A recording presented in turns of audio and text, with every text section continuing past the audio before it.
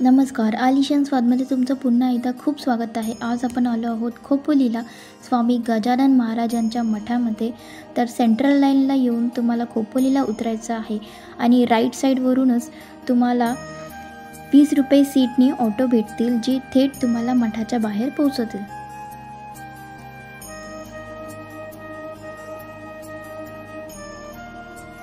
तर इथे मठाच्या बाहेर तुम्हाला चहा नाश्त्याचे स्टॉल्स सुद्धा दिसतील, तर तुम्ही इथे नाश्ता सुद्धा करू शकता।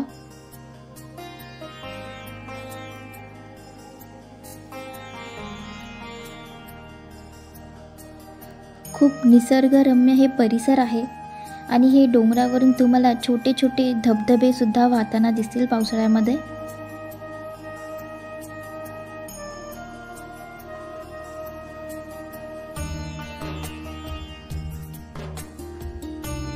तर अशा प्रकारे हे महाराजांचं मठ आहे।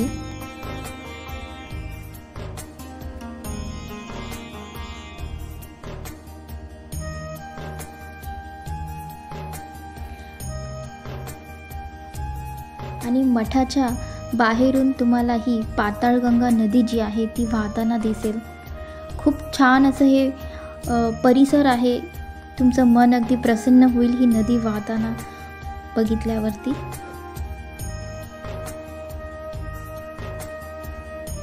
तर हे महाराजांचे पादुका आहेत, तुम्ही त्यांचे दर्शन घेऊ शकता।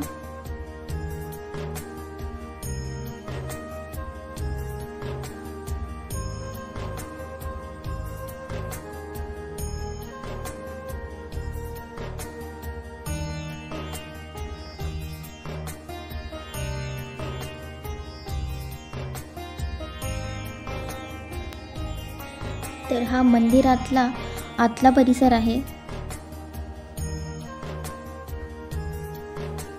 इथे स्वच्छता जी आहे ती खूप मेंटेन केलेली आहे।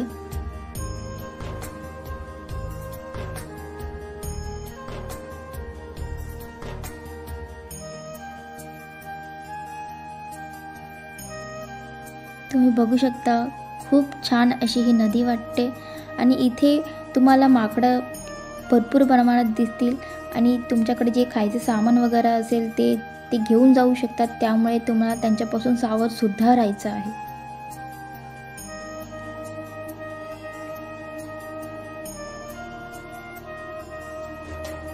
इथे योगा शिबिर वगैरे सुद्धा आहेत, तर त्यांचे काही डेट्स आहेत, त्या डेट्समध्ये येऊन तुम्ही योगा शिबिर वगैरे अटेंड करू शकता। मसाज सेंटर सुद्धा आहे। तर असं छान हिरवळ सगळ्या बाजूनी हे असं परिसर आहे।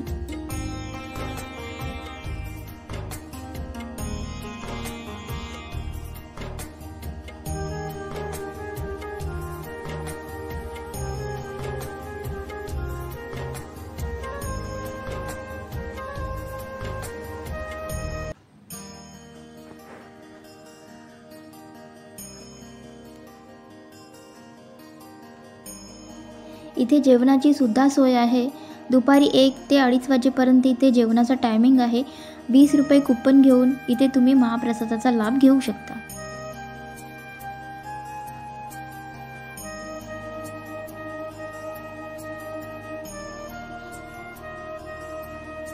खूप छान असा हा परिसर आहे, इथे तुम्ही एक वेळा तरी नक्की व्हिजिट द्या।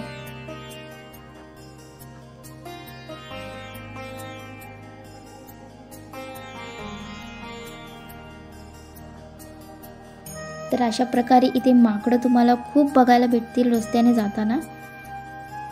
तुम्ही हवं तर त्यांना खायला सुद्धा देऊ शकता.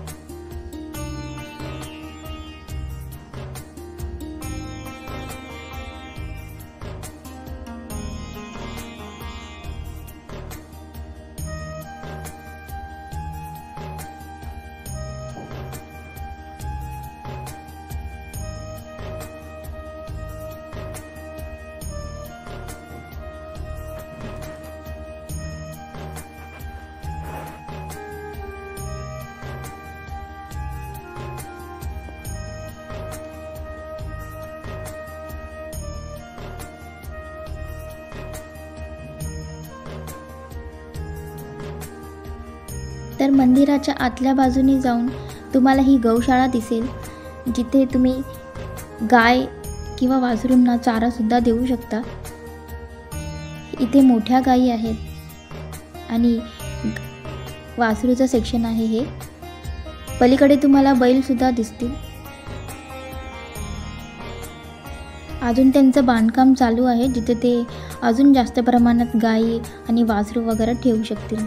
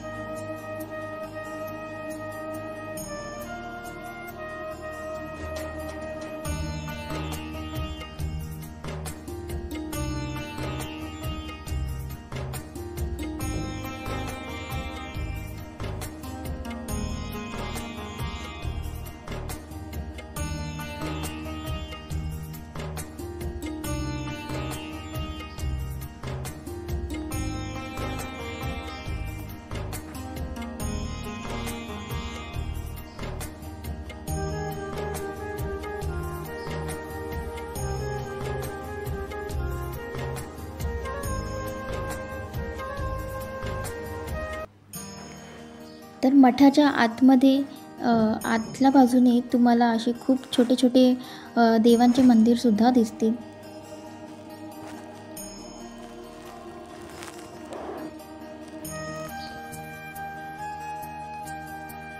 तर व्हिडिओ आवडल्यास लाईक, शेअर आणि सबस्क्राईब नक्की करा.